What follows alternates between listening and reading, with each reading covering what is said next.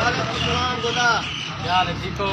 جی کیا حال ہے ٹھیک ہو؟ کون ہوندا پیا کتھا گیا میں؟ پانی سچے میں ٹھیک ہے ہن کیڑے گیا میں؟ ٹریکٹر کیڑے چ گیا میں؟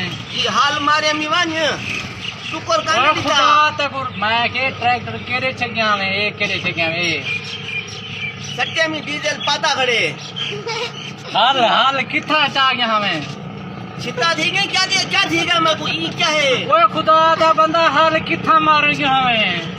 جی جادی حال کتھا کیڑے چ گیا میں ٹریکٹر؟ چاہی پلائی نے اوہ خدا دا بندہ گیا کیڑے چ گیا میں؟ حال کتھا مار گیا میں؟ ہاں پلیٹ ماری می پلیٹ اوہ حال کتھا مار گیا میں؟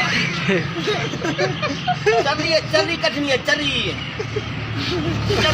اوہ خدا دا بندہ حال کتھا مار گاڑی کیڑے چ گیا میں؟ تے کو سمجھ نہیں پے کائنا کہیں کیا تھا تم میں پوچھ کتائی نہیں ڈٹھا بالکل کوڑ مارے نے تھی گودا تے اوہ بزرگا حال اوہ ڈرائیور میرے گچی پے گیا مصیبت میں حال کتھا مار گیا میں؟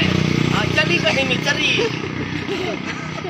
کٹی میں اوہ حال کتھا مار گیا میں؟ گودا میری بس ہے تیرے ٹریکٹر کو پاس ہے میں آدھا چری کٹی میں پیسے دیتے نہیں میں کو ہاں پیسے کہنے دیتے گودا کہنے دیتے کوڑ مارا کاوڑ اوہ حال کتھا ختم ادھر ہوتے حال کتھا مار گیا میں؟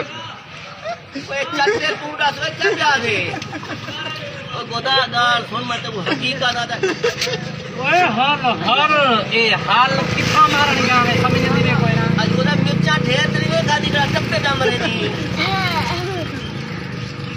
جی ختم ہی جی ختم ہی کیوں میں حال دا پوچھا کرنا حال کتھا مار گیا میں؟